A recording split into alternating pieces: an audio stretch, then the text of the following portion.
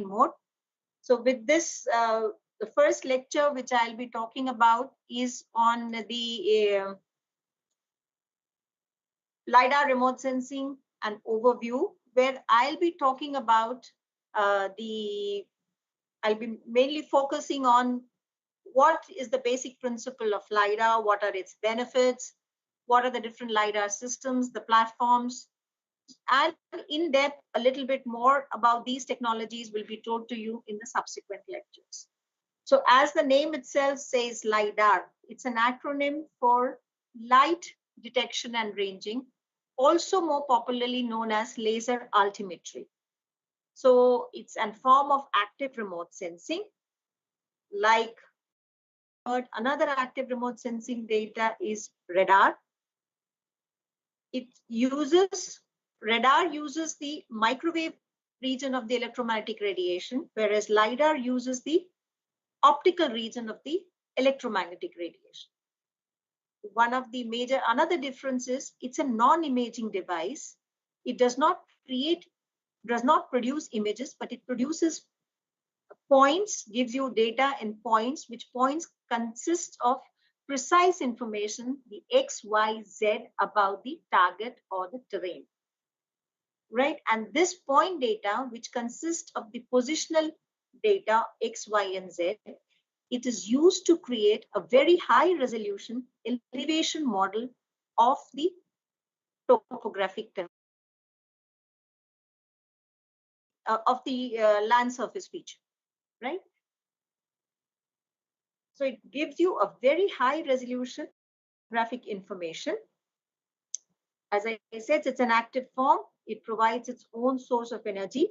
And another benefit, since it's an active system, they can be used during daytime. However, it has a limitation in comparison to the radar remote sensing, that microwaves can penetrate. They are all weather data sets. They can penetrate clouds, bad weathers, rain, and they can give in any kind of the bad weather scenario, whereas LiDARs cannot penetrate cloud and rain, and they can only acquire information in a fair weather conditions. But the advantage is you can acquire illumination if it is not a proper illumination condition. If you have a darkness is there, no proper lighting conditions are there, in those cases, LiDARs will be able to provide you a good amount of information. This is the major benefit. Now, all radar systems have why lasers? You all might have been using laser pointers, because laser pointers, when you use, they have a very precise narrow beam, and it highlights where it hits and falls on a particular. These are all monochromatic. Monochromatic means it's only one specific wavelength targeted laser beams are used. So mostly the 3 wavelength region, which is targeted or is being generally utilized in radar remote sensing, is the near infrared region at an excitation of 1064 nanometers. Then in the visible region, the wavelength which is more popularly used is 532 nanometers. And in the shortwave infrared region at around 1550 nanometer. And each of these wavelengths have their own set of advantages and disadvantages, and they are deployed or utilized based on what target or what object I am studying it, based on the target reflectance, absorptions, background radiation, atmospheric transmission, and eye safety issues. So based on that, these 3 principal wavelengths are being generally utilized. If I talk about for topographic measurements, the near infrared around 1064 is used, because it also in this wavelength, it generates a very high reflectance from most of the commonly mapped objects like vegetation, snow. So from the basic fundamentals of remote sensing, you know that vegetation behaves or responds or reflects high energy in the infrared region. And if we talk about for bathymetric application, a combination of both The green laser, that is the 532 nanometers, and the infrared are used because the 532 nanometers can penetrate the water column and can map the bottom of the water bodies. And the short wave infrared lasers, which are operating at 1550 nanometers, are primarily more eye safe and have a higher power levels that are typically used when solid objects or solid bodies need to be detected. So in topographic mapping and in terms of obstacle avoidance. So, and the other fact that the light is very, very directional. Since we are using a single wavelength, as I said, it's a monochromatic, it's a directional light, and it has a very narrow beam, which remains concentrated over long distances. Whereas a radar or any kind of flashlight releases high amount of energy in many directions, and the energy is weakened by the diffusion because the energy is not concentrated it's not directional in nature. It gets scattered and it gets diffused at a longer distances. So the beam maintains its strength over long distances. So this is the two major benefits, that it's a single wavelength and it's a directional wavelength. So these are the two unique properties of a laser, which makes it unique and helps in many kinds of measurements. So overall, which we said, the LiDAR, the benefits of LiDAR is gives us a precise information about the target, right? For example, with some systems, it is able to target objects as nebulous as a cloud, that means a bigger feature, and as small as an individual model. So this kind of precision, it can give you even at a very accurate level, the position of a point, the height of an object at a centimeter level accuracy, right? It uses either laser pulse or laser continuous waves. We'll talk about what the difference is. And as I said, they are high energy, directional, coherent, monochromatic. And they have an ability, since it's an active sensor, to work in low light or areas of little visibility.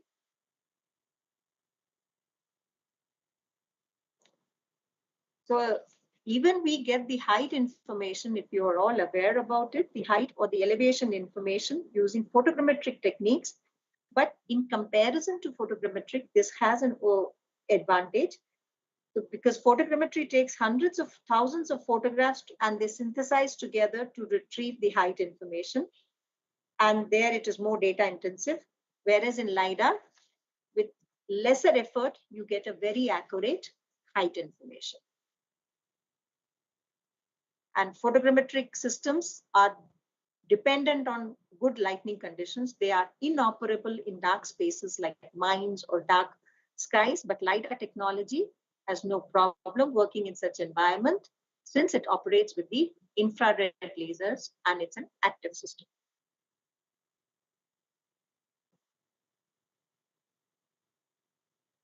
And there's another benefit is over other remote sensing is that the ability to automate the entire processing aspects. It can, it is not content, I mean, it gives you more precise information. It gives you a vertical profile, that means the height information. Penetration into water is there. Now, how the LiDAR, if we talk about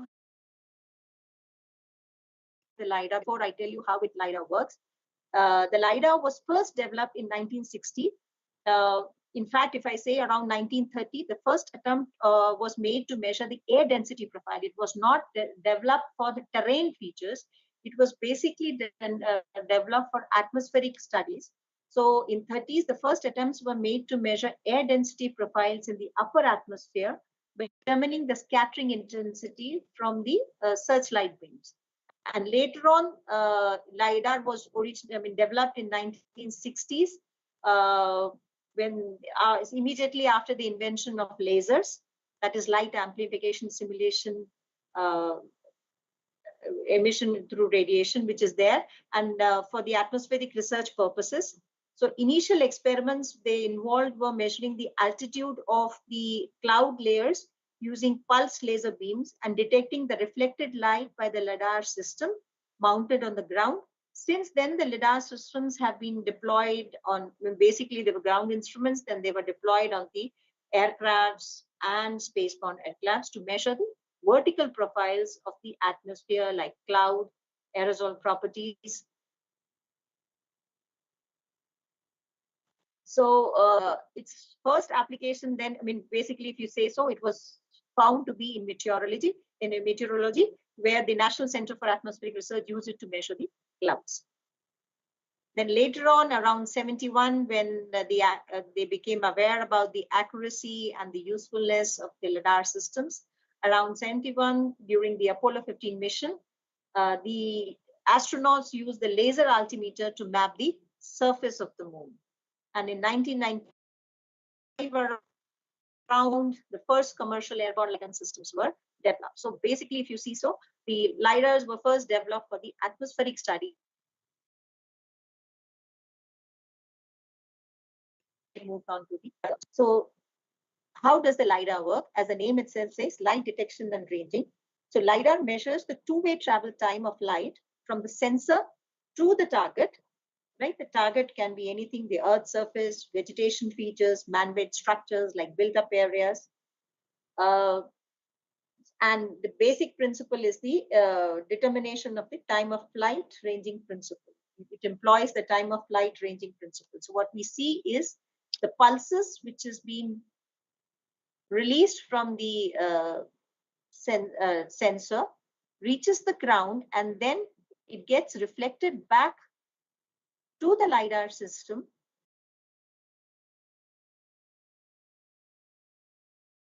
Time of return is estimated at time what the pulse was sent to the ground and time it takes for each pulse to make a round trip and return back to the sensor. This is measured, and since we know the speed of light,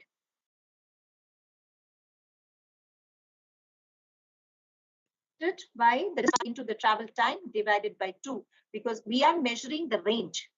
So what we measure is the range. It's a ranging system which measures the range, and from the range we calculate the or estimate the height. So we can have multiple returns. So initial pulse is sent, the reflected pulse is recorded. So time of the pulse which is released, sent, and the time which is measured back to the detector. This distance from the aircraft or this range is estimated using this formula of speed of light is equal to distance upon time. So distance is calculated by speed of light into the travel time. So accurate distances are then calculated to the points on the ground, and elevations can be determined. Vegetations all can be measured. So what we do, if we calculate the range, we have different ranges. Then subtracting the two, we may have one distance from here. If you see from the top of the tree, one, we have a range from the ground. These two, if I subtract, I can calculate the height of the tree. If it's a building there, we can calculate the height of the building. So the basic component, a LiDAR typically consists of 3 essential components: a laser source, a scanner. To ensure thorough data collection, a scanner is there which will transmit the laser pulses, right? So that you have a sufficient coverage of data along the Earth's surface.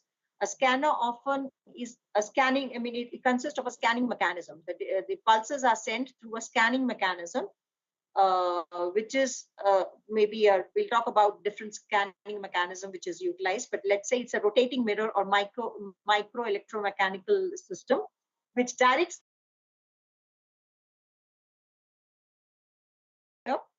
the detector, which is a sensitive instrument, it measures basically the time it takes for the laser pulse to travel to object and return to the LiDAR system. That is the time of flight principle, which is combined with the speed of light to calculate the precise distance, right? And along with it, we have a GPS and an IMU. GPS, in order to know the exact position of the scanner in space, because we also need to know the position, we need to calculate the precise. So the scanner position also needs to be determined. So on board every airborne systems, or there we need to have a GPS, which will enable us to know the exact position of the scanner. And the IMU consists of a gyroscopes and accelerometers, and which measures the attitude and acceleration of the aircraft along the X and the X, Y, Z axis. Basically, it measures the attitude, the roll, pitch, yaw.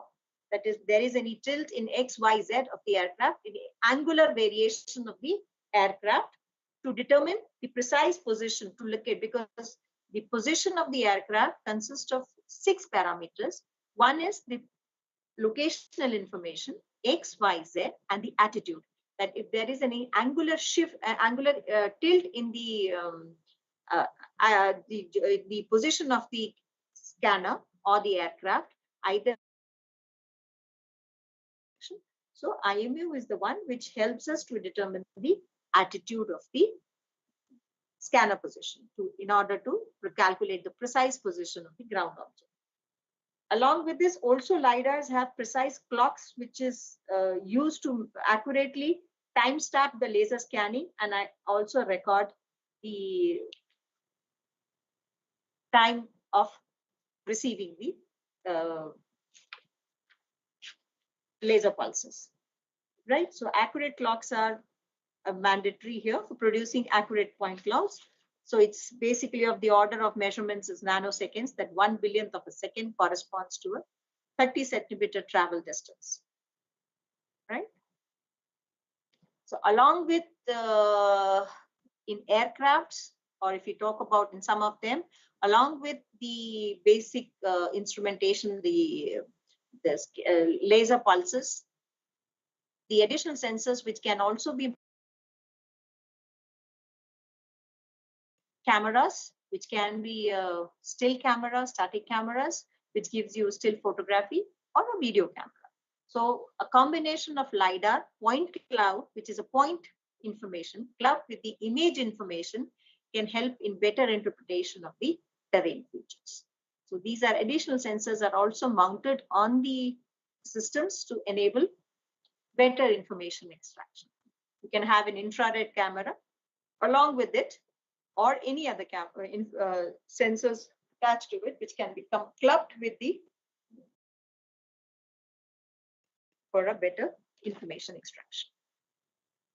So this is an overall setup of the airborne laser scanners, which you, as I said, you have an aircraft where there is a GPS, GNSS receiver, IMU or an INS system, and this is how the laser pulses using a scanning mirror are targeted on the ground, and the return is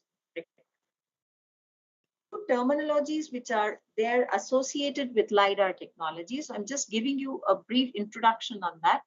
The one is called as LiDAR intensity. So the amount of energy that is reflected off an object and back to the sensor is known as LiDAR intensity. Okay. The field of view is basically the angle of incidence of the laser also affects how much the energy the sensor receives. The field of view is known as the scan angle. Now, each sensor, if you look at this, this is the field of view. So the field of view is known as the scan angle. So lower the scan angles are generally preferred. So the scan angle, the aircraft height together are responsible for the swath width, which is there in normal cases also. The other aspect is the pulse rate. Now, the pulse rate is measured in terms of pulses per second. How many pulses are released per second, describing how many individual pulses can be generated in 1 second. Okay. It is also known as the pulse repetition frequency. Generally, higher the pulse repetition frequency, the higher is the sampling rate or the spatial sampling. So if there are more number of pulses sent in 1 second, that is what we call it as a spatial resolution. We can understand it with reference to spatial resolution. More number of points will be hitting on the terrain, and more returns will be returned back. So the number of laser shots fired per unit of the surface area. And it is generally given in terms of pulse per second or hertz. So pulse rate is highly variable for each different sensors or different missions, and along or different instrumentation, I would rather say, and along with scan rate, and the scan rate and the flight speed, it's responsible. I mean, it basically relates to the density of point cloud that can be hitting the target. So pulse rates commonly vary from 50,000 pulses per second to more than around 2 lakh pulses or 2 lakh hertz, which we can say. So then point spacing is point density is nothing but the number of points in a given area. So each system has its own capabilities. So depending on that, you know, that is how many points are there in a particular given area. Then point spacing is the distance of the points or two adjacent points, how close they are to each other. So this is the sparse density points, and here it is a dense network of points. So even if you look about the scan mechanism, it's a scanning rate.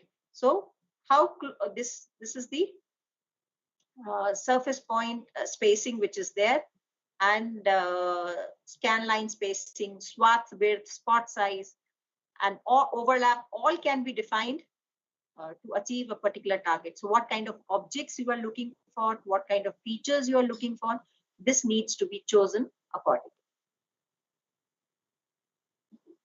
Now, LiDAR remote sensing can also be categorized into three different major categories depending on the type of information or type of measurements they are making. So primarily, there are three major broad categories of this generic types of LiDAR which is there based on the measurements. The first one is range to target, or which is generally known as topographic LiDARs or laser altimetries. As we were discussing, they are used to measure the 3D information, that is X, Y, Z height information of a terrain. Then we have differential absorption LiDARs, which are used to measure the chemical concentration in the atmosphere. Okay, so a differential absorption LiDAR uses a laser wavelength that is strongly absorbed by the target compound, any target object which is there or target, and a second nearby wavelength that is not absorbed by the target compound. The difference in the intensity of the two return signals is used to calculate the concentration of the compound or the material which is under investigation. So basically it uses two, one is being absorbed and the closer wavelength is not absorbed. The difference between the two, it allows you to know the chemical concentration. Then the third is the Doppler LiDAR, which is used to measure the velocity of a moving target. So when the light is transmitted from the LiDAR, it hits a moving target. The wavelength of the light, which is reflected or scattered off the target, changes slightly. Okay, so this is which uses the principle of Doppler shift. So this type of LiDAR uses its enforcement, and it is used for weather predictions, cloud and wind speed, as well as the density. So the first one is primarily, as we saw, and the next, the chemical the differential absorption LiDAR and Doppler LiDARs are primarily for the atmospheric profiling or atmospheric studies. So another thing which we talk about is the LiDAR footprints. As you see from this, the LiDAR footprint is directly related. I mean, it's kind of a spatial resolution which we talk about. That is the area where the targeted on the ground. And this is directly related to the flying height, like we talk about in the aircrafts, higher the flying, or height of around 1,000 meters above the ground, and a beam divergence of 0.3 microradians. The spot size would be around 30 centimeters, right? The same spatial resolution can be achieved if the plane height is increased to 2,000 meters and the beam divergence is reduced to 0.15 microradians. So it all, as I said, depends on the flying height. Here, if you see the same flying height and the beam divergence is around 0.7 microradians, the footprint size is 70 centimeters. So based on this, we have two categories of LiDAR: small footprint LiDAR and large footprint LiDAR. So small footprints have smaller footprint sizes, high spatial resolution, I can say so. So small footprint LiDARs are generally called as discrete LiDAR systems, which typically record a discrete return. That means it records the data as X, Y, Z points. And they have a diameter small, 5 centimeter, 30 centimeter, 1 meter. And within that, the return, LiDAR return, helps to calculate the range and determine the height of the object. So the discrete pulses basically say yes or no return. So only location of the return is saved, from where the return, what time the return is saved, and that it is used to calculate the ranges.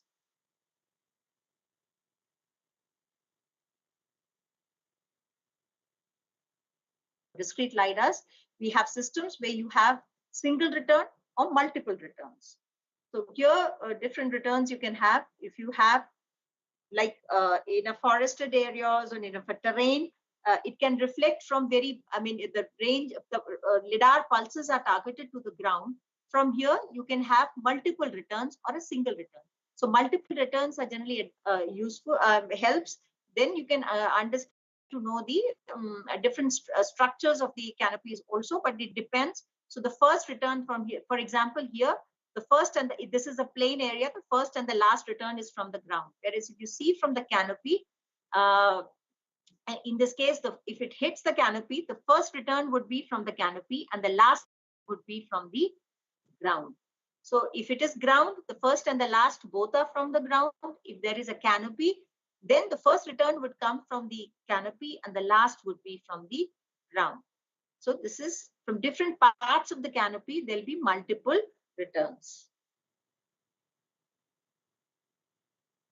So it can reflect from different parts of the vegetation features until the final pulse, which is from the ground, hits the final pulse, hits the ground, and the return is received.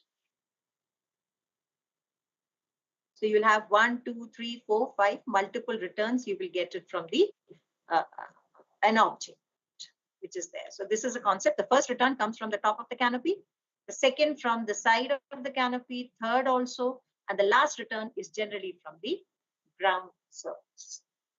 But this depends. If there are a dense canopy coverage, then you may not, it may not penetrate through the gaps. And if it is not able to penetrate to the ground, you may not get or hit the ground return. So one light pulse can have multiple returns. A single laser pulse can reflect off multiple from the multiple surfaces of the objects and can have multiple returns. Right? So if you see, this is another dimension. So each laser pulse, which is producing multiple responses. This is a canopy. The returns have come, and this is how the LiDAR data would appear. So these are the points from the ground, and these are from the different vegetation, returns from the different parts of the vegetation. Multiple returns. So this is reflections from the multiple surfaces in its path. Right? So this is the image on the ground, and this is the LiDAR data. So each point is colored by which the return it was from a particular pulse. So red is first return, yellow is second return, and the third is the green return. Third return is color in the terms of the green color, which is shown here. So there are certain benefits because it has very high resolution, if I say so, high point density, gives you much higher details, but there are high chance of that it misses the tree top or it may miss the ground. In high slope areas, there are certain complications, and the high chance of penetration, there is a high chance of it, again depends on the point spacing, sampling, the point density. If you have high point density, it may penetrate the holes. If the point density is less, it may miss out penetrating the ground. Okay. So this is another example of a discrete return, a small footprint LiDAR. We have a continuous waveform or a large footprint LiDAR in which the footprint sizes are larger. They are more than 10 meters in diameter. And the waveform LiDAR records return which gives an ample amount of, large amount of data that could indicate the vertical canopy volume distribution. So instead of a single return, a waveform is created. There will be multiple returns at every few nanoseconds. The return is recorded and it creates a waveform like this. So the footprint sizes are quite large, more than 10 meters in diameter, and the returns are recorded in every few nanoseconds, and it builds a full waveform, digitizes the backscattered waveform as a signature here. And this is processed to extract the canopy height, and also it enables us to analyze or describe the complete canopy structure. And we'll see a few examples. So it enables measurement of the whole tree, the canopy, and also the ground features, right? So full waveform reflections basically helps in analyzing the canopy tree structures in a much better way. So small footprint LiDARs are used to create high resolution elevation information maps, and they are commonly used for infrastructure mapping, electric transmission line surveying, road lines, pipelines, transportation corridors, whereas large footprints are used to analyze a larger landscape and creating over a large areas and characterizing forest stand structures or vegetation canopy structures.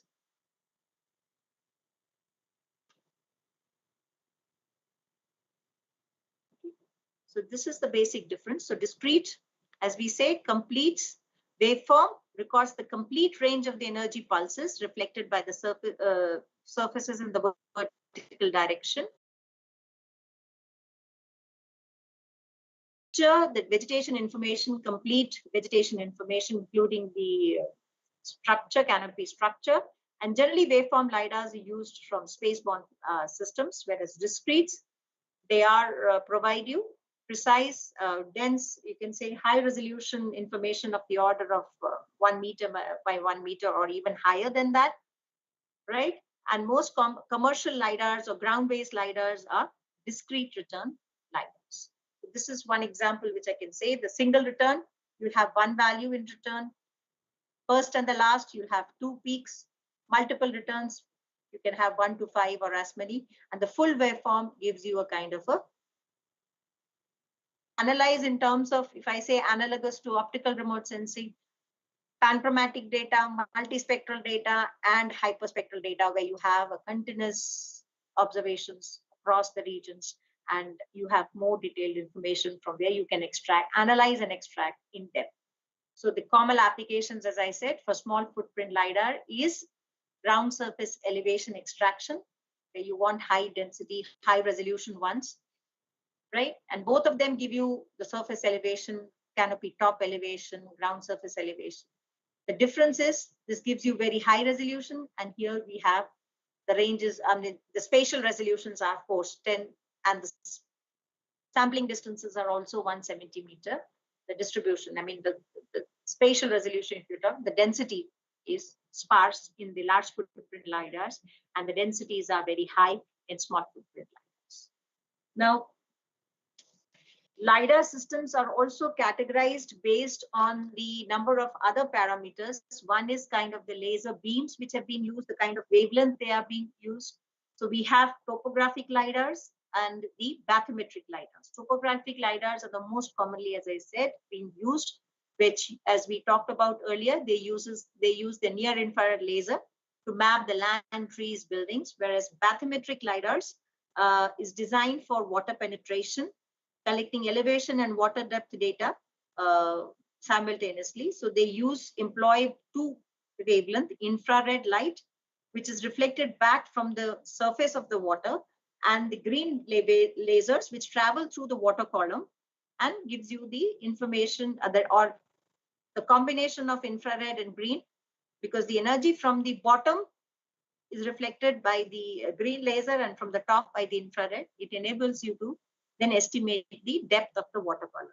But this works well when you have clear water. When there is turbidity in the water, bathymetric LiDARs will not be able to give you good, it won't be able to give you proper measurements. So bathymetric LiDARs are generally used for coastal areas, harbor, shorelines, banks, which is there. So this uses top infrared laser beams are reflected, and from the bottom, the green lasers which penetrate the water surface reflects from the bottom of the water body, and the difference between the two enables you to get the water level. Right. So based on the orientation also, LiDAR systems can be categorized.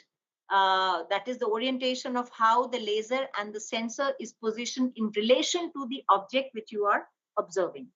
Right. So orientation to nadir, which is generally looking down, vertically down. This is the LiDAR altimeters. Oriented to zenith, up. These are atmospheric LiDAR instruments.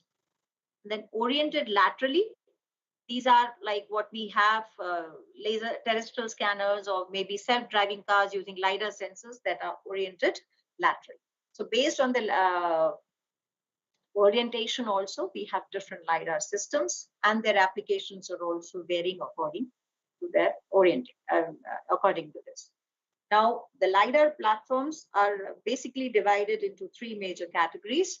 You all know spaceborne LiDARs, ground-based LiDARs, and airborne LiDARs. So we have three major categories.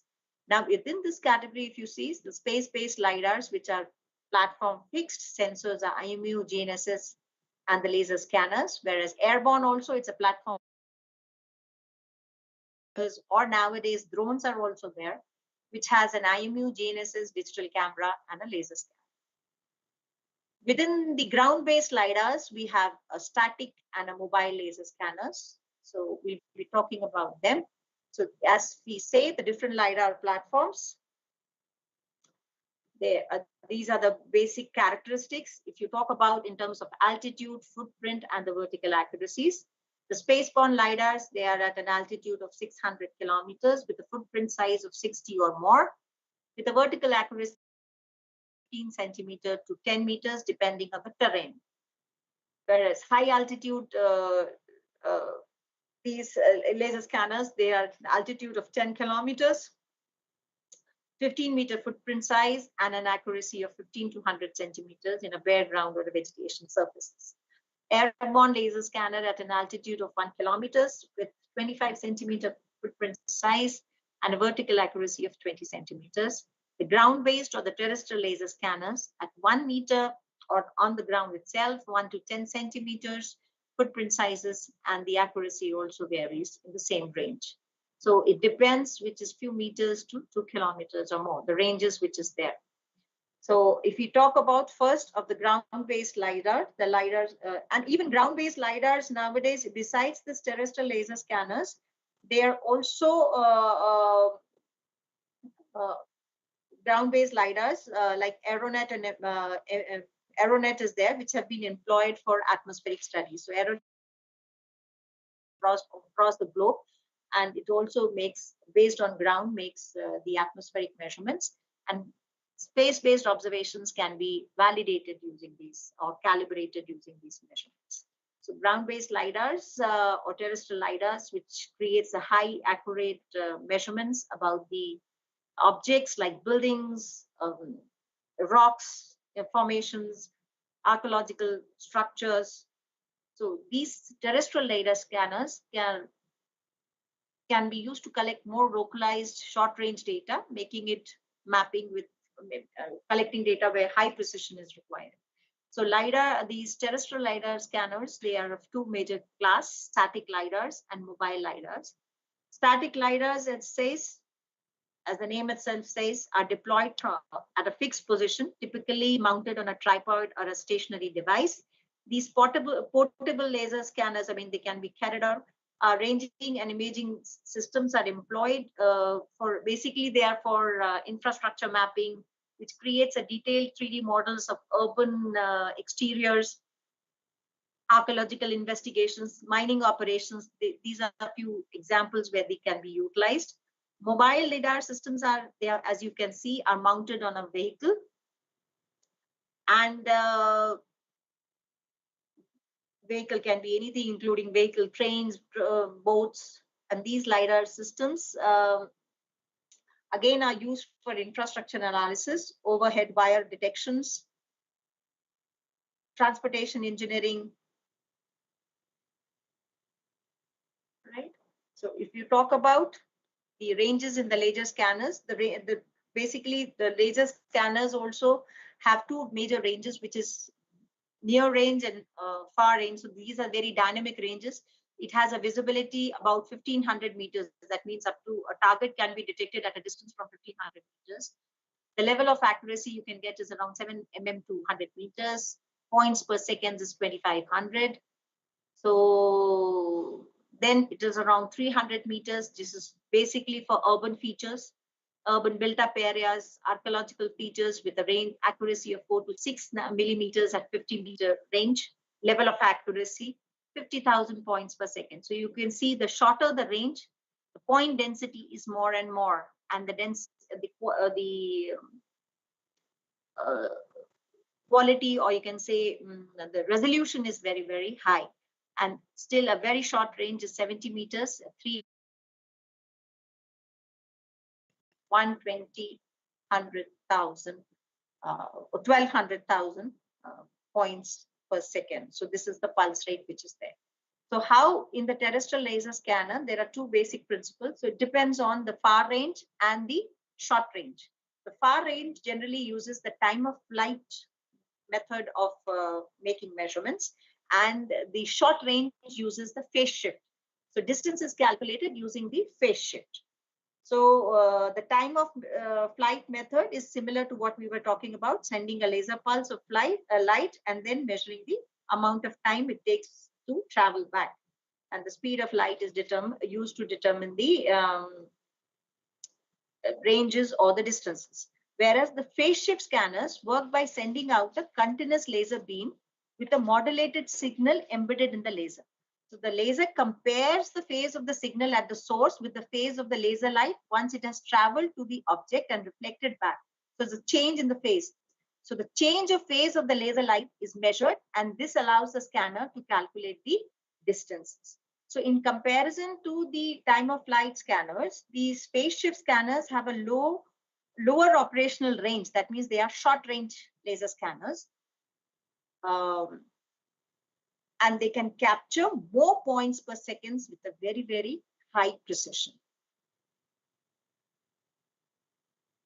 And these short range or phase-based laser scanners are typically used in industrial applications where you need very, very high resolution and precise information.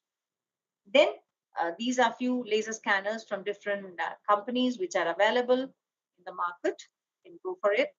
This is an output of a laser scanner. You can see it's how these points, it's giving you a very, very, it's like a photographic picture which you see of different buildings, which is there. So building monuments, reconstruction, even landslide monitoring, building damage assessment. This is a terrestrial laser scanner used to determine the landslide area to how much is the slope estimation. So how precisely we can calculate in archaeological studies, in forest parameter estimation. So how precisely it provides you the data with very high resolution, and that can be used to estimate the tree canopy, tree structure on this. Similar to this, we have also the portable handheld scanners, and these have been of late have found its utility, and their basic advantage is portability. They're handheld, you can carry them very easily, and they are basically employed in archaeological or digital documentation of movable culture. and you can keep it inside a museum, scanning inside interiors of the of buildings or monuments. One can use this portable handheld laser scanners. Now, a laser scanner, as we saw initially, it sends pulses via scanning mechanisms. So LiDAR systems may use different scanning mechanism, scan mirror, which is rotating and sending the pulses so that whole the surface or the land area can be covered. So there are three different scanning mechanisms, different scanners used. One is an oscillating mirror, rotating mirror, or a nutating mirror, or a palmer scanner mirror. So the LiDAR systems, they create the 3D model of the terrain by sending the pulses in 3 different scanning patterns, right? The oscillating mirrors are direct the pulses in 2 directions of the swath, creating a jagged pattern on the ground. The swath width is given by the maximum angle of inclination of the mirror. So the resulting point density is not always uniform. It is I mean, it causes a zigzag pattern, and the point density is not always uniform because the laser pulse tends to accumulate at the edges of the swath due to the deacceleration of the mirror. It has to rotate back again. So at point, so you will not get a uniform point density. It creates uneven line and point spacing due to the different mirror speed from while it is moving. The rotating mirror creates a scan pattern which is composed of parallel lines oblique to the direction of the platform's movement, and the scan here is always in the same direction. Swath is dependent on the width of the polygon mirror face. In this case, the mirror spins at a constant speed and the laser shoots pulses are in regular pattern and regular intervals. So this can result in a uniform distribution of points. But however, there is an efficiency loss when the field of view is depending on the field of view, right? The third, which is a nutating mirror or the palmer scanner, uses dispersive prisms or gratings to rotate around the same axis to generate either a circular or a elliptical scanning patterns. The advantage of these patterns are that they do not repeat themselves, so that even in static, the coverage rate increases over time. So which allows detection of more details in the field of view of the sensor. So always you will have either a circular pattern or an elliptical pattern. So if you can see, these are the different scanning mechanisms. This is a oscillating mirror, rotating mirror, and the nutating mirror or the palmer scanner mirror, which is there, right? So if you look patterns which is there, if you have a circular pattern which enhances the generally which is used in lower density urban areas or steep terrains, while the elliptical patterns is better, or can be effective in dense urban areas. Okay. And the skew ellipse scan patterns improves the point density for infrastructure and corridor mapping applications like transmission lines, or in these cases. So different variable scanning patterns are there. So if you have a circular in certain areas, this will provide you good results, elliptical in dense urban areas, and in this case, where you have the circle scan pattern, elliptical, which is there, which can help you enhance in this way. So scanning pattern affect the distribution and density of the collected points, which in turn can influence the quality and accuracy of your output. Then we have the airborne LiDAR platforms, which includes aircrafts, helicopters, airplanes, and even the nowadays drone-based LiDARs. So where the sensors can be mounted, and they were more popular till the use of the space-based LiDARs. So they were effectively used to provide the 3D information of the terrain. Then after successful implementations of the ground-based LiDARs, subsequently with the atmospheric studies, the first space-borne LiDAR was launched by NASA to map both the terrain and the atmospheric profiles. So these are some of the outputs of the laser scanners, airborne laser scanners, right? And these are few LiDARs which are available for to be mounted on the drone platforms from different companies. These are the names of few sensors which are available. So the first spaceborne LiDAR, which is ISAT-1, containing an instrument called GLASS, right, which was launched in 2003. It has the instrument which is GLASS, which is Geoscience Laser Altimetry System, and a global positioning system, a GPS is required, which in combination is and it collects the data in two wavelength region, 1064 nanometers and 532 nanometers. It is used to measure the surface elevation and dense cloud height. It is also used to measure the shape of the ecopulse and the height from the thicker clouds. The 532 nanometer channel is used to measure the height of the atmospheric boundary layer, vertical distribution of the aerosol and thinner clouds. This is a waveform LiDAR. It's a large footprint LiDAR with the diameter of around or I can say footprint size of 70-meter diameter, and the distance between two footprints is around 170 meter along the track of the satellite. Right. So the primary objective was for the Antarctica ice sheet mapping determination, and then cloud, aerosol, vegetation, land cover mapping, and the tree canopy height estimation. So as beyond this, then there are various other spaceborne LiDARs which have been launched, like the Calypso satellite, which was a joint venture of the product of the NASA and French Space Agency, which was launched in 2006 by Vehicle Delta 2.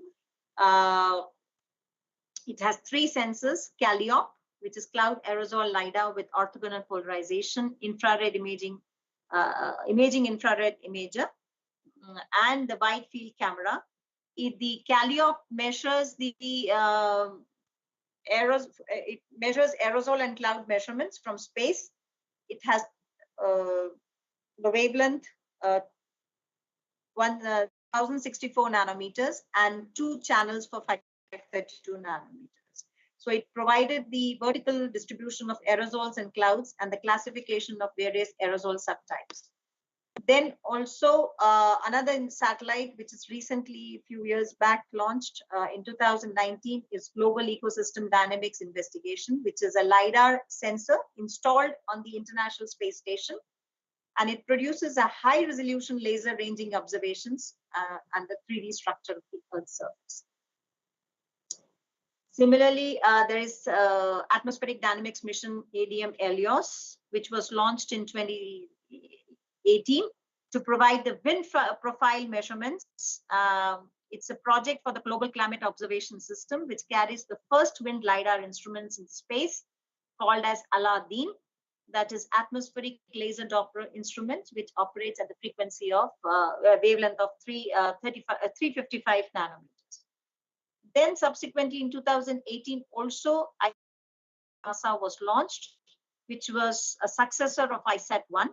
And however, this had a higher footprint, better footprint or highest resolution.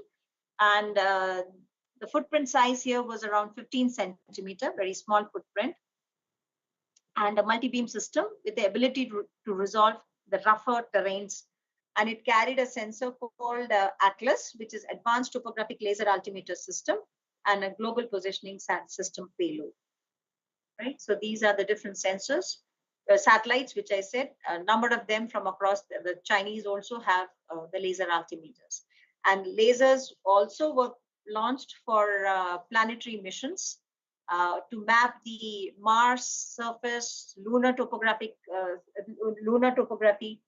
So there were even on Chandrayaan-1, we had the lunar laser ranging instrument in 2008 to map the lunar surface. Map the lunar topography for another laser altimeter messenger, which was in 2004 to topograph planet Mercury. So this is data of the LLRI on board Chandrayaan-1, which provided the topographic information of the lunar surface. The atmospheric LiDARs, these are the different applications where different instrument satellites like Calliope, IIRS, which have been launched, which provide you information related to real-time aerosol layer monitoring, cloud layer monitoring, tropospheric ozone profiling, water vapor profiling, fog visibility LiDAR detectors are there, retrieval of aerosol microphysical properties, aerosol chemical properties, which we saw, Doppler LiDARs or right. So this is the Calypso instrument, which I said, which was specifically designed for atmospheric parameter measurements, specifically aerosols and cloud, right, which has a sensor called Calliope, which is cloud aerosol LiDAR with orthogonal polarization. This is the output of the water vapor from the LiDAR measurements, bin LiDAR applications. Right, these are the images outputs which is being generated from the satellite, which is provided like the ADM LEO satellite, which was the wind parameters from the space observations. Now, LiDAR data, what is the format or what is the LiDAR data we have? LiDAR data can be in two formats: point cloud, which we said discrete LiDARs, or waveform LiDAR, complete digitization of the waveform. So at every nanoseconds or every few nanoseconds, you will have some observations. So that will be as a discrete signal thing which will be there. So you will either have waveform data or a point cloud data, which will contain discrete points having three parameters, X, Y, and Z. Right? Data format, which is primarily used for storing as per the standards, American Society for Photogrammetry and Remote Sensing standards. They are LAS, and the ASCII data format. So these are the most commonly all software uses or stores the data and uses these data formats for storing and retrieving the LiDAR information. And from these point cloud data, which is stored, one can generate 3D surface models using various algorithms, which will be taught to you in subsequent courses. And these points must be classified before use, because if you want to estimate the height, so which are the bare earth points, which are the points which is hit the ground, which is from the top. So depending on reading the number of returns, you read which is the return from where, and accordingly apply the algorithms to determine the height, right? So correct identification of the bare earth points, the ground points, is very crucial in the entire mapping process. The LiDAR data sources, there are two major sources of error in the LiDAR or uncertainty in the LiDAR. One is in the GPS or the geolocation accuracy of the sensor, and the other is the processing uncertainty specifically in terrains which are undulating, sloping, high steep slopes, and in case of vegetations. So the error in GPS or IMU or INS, error due to the angle of the laser travel as the instrument is not perfectly aligned with the aircraft, which is having an attitude error, that is roll pitch yaw. There may be differential shaking of the laser scanner. So it will add on to your the uncertainty level. And then the multipath effect also on the laser, which may affect data quality. Now we can see that applications, as we said, it can be used in number of places, even in the hydrology for calculation of river hydraulic parameters, river width, surface level, discharge. Specifically spaceborne LiDARs, we have also used spaceborne LiDARs to determine the surface level, river width, but again depends on the water conditions. Turbidity, if it is high, it creates problem, but if it's a clear water body, it helps. So bathymetric LiDARs, urban modeling from bare earth and reflective surfaces. We can see the view shed analysis, a lot of other analysis one can do. From this, one can extract the bare earth topographic height information, that is minus the surface features, which is difficult from other types of methods which has been used for mapping the 3D of the surface. like photogrammetric. So from here, we can directly extract the bare earth topographical information. But this is for the infrastructure, corridor applications for railways, highways, landslide monitoring. So since it gives you a very precise, high resolution topographic information, they are very, very useful in all these applications. Right? And also in vegetation studies, under the canopy, mapping under the vegetation, undergrowth vegetation or beneath the canopy, if there are any drainages, any kind of further information to be mapped. So this is very useful. So there are points which penetrate the canopy and can give you the information beneath the canopy. So they can provide you stand height, biomass distributions, the structure of the vegetation. So canopy surface model can be generated using this LiDAR data, right?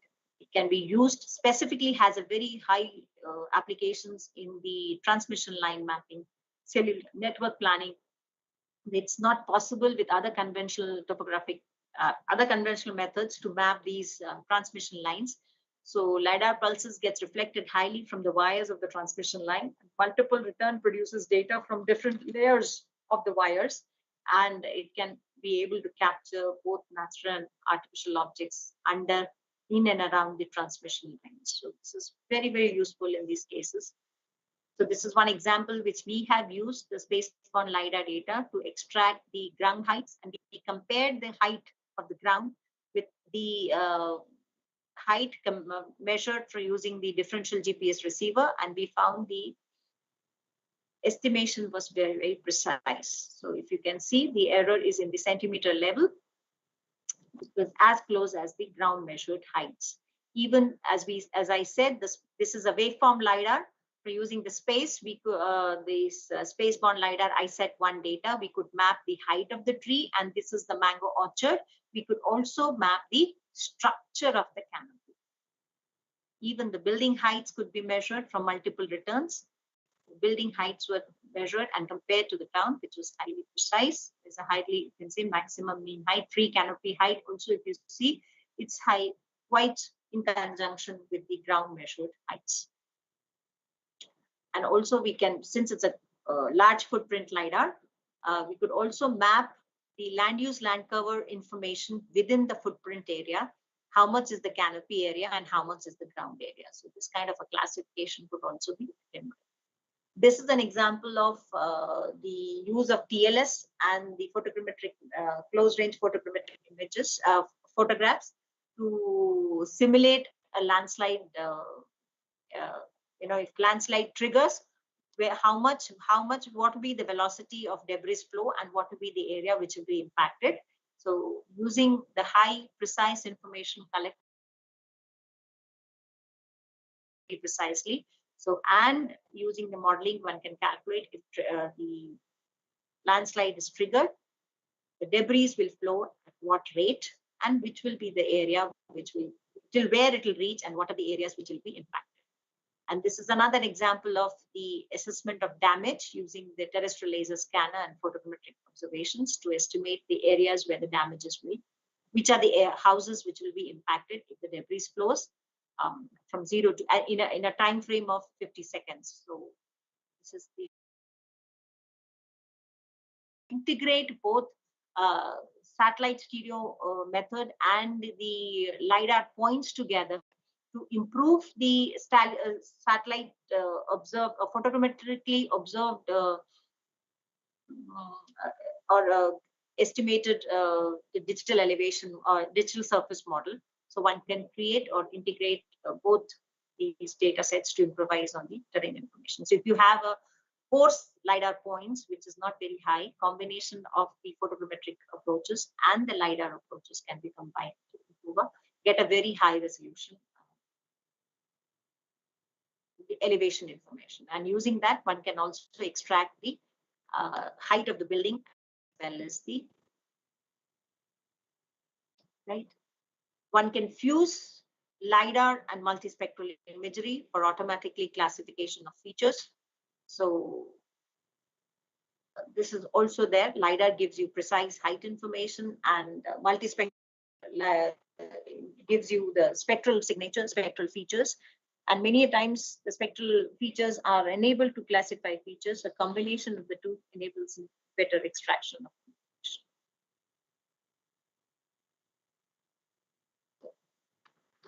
And of late, there are recent advances also happening in the field of LiDAR technology.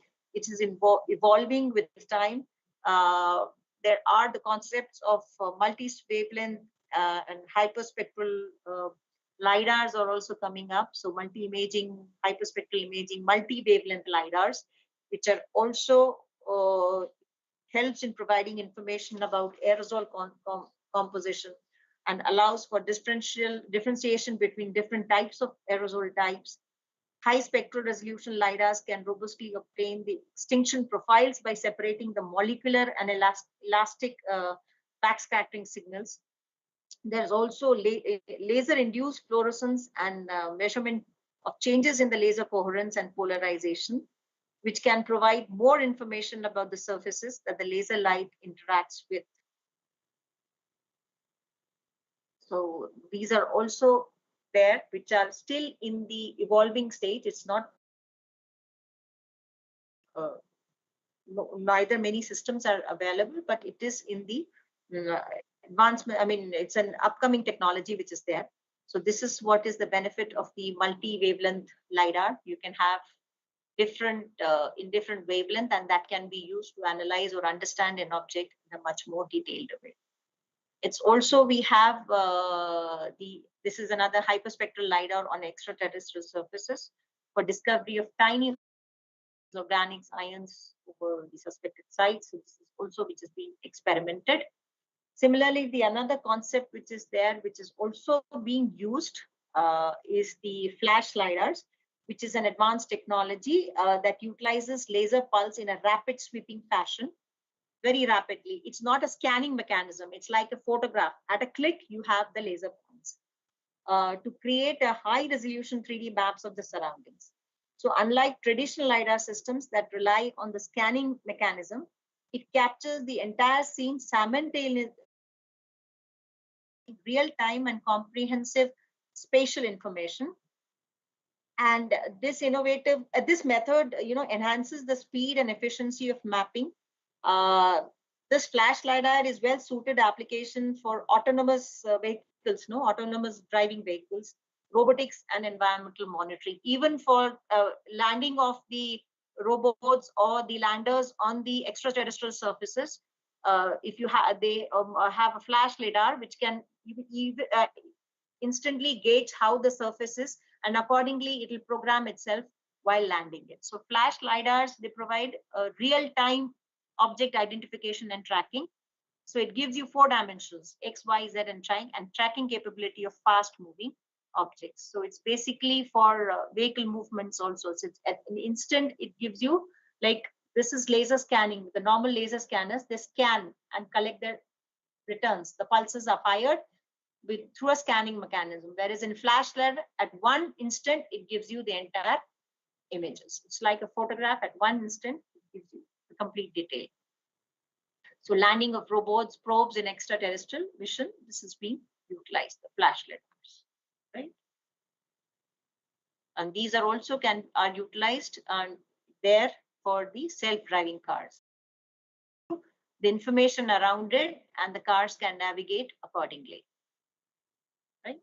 So with this, the end of this lecture, which is there, the talk which is there, which provides you an overview about this technology, what LiDAR remote sensing is, what are the different types of LiDARs, what are the basic terminologies which is being used, and subsequent lectures you'll be